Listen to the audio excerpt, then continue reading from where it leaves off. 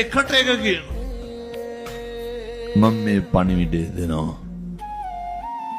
කසාද බඳින්න ඉන්න තරුණ තරුණියන්ට මං කොල්ලොන්ටත් කියනවා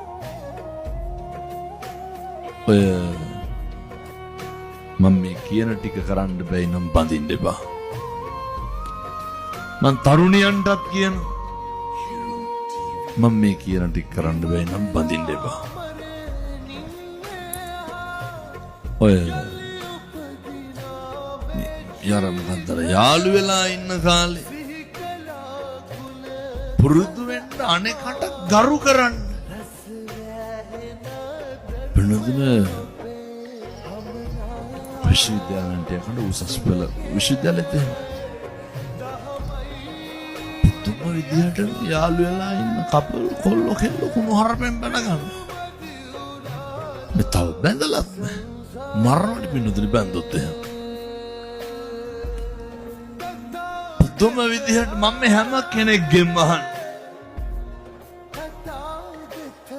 ඔය ජීවිතේ වැඩිපුරම සැක කරේ අපිවද අනුන්වද කවද්ද කියන්න බාන්න ඔයත්තුම සැක කරපු දවසක් තියෙනවා අපි සැක කරන්නේ කවුද අපි සැක කරන්නේ අනේකව මොකටද පින්නතුනි අනුන් සැක කරලා අපි කුලප්පු වෙන්නේ වෙන කාගේවත් චර්යාවක් ගැන සැකෙන් බලලා කාගේද ලේ ටික පිච්චෙන්නේ මොකටද ඒ නිසා ජීවිතේ අනේකට ගරු කරන්න බැරි නම් කසාද බඳින්න එපා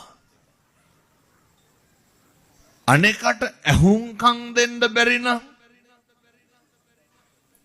කසාද බඳින්න එපා. අනෙක පිළිගන්න කැමති නැත්තම්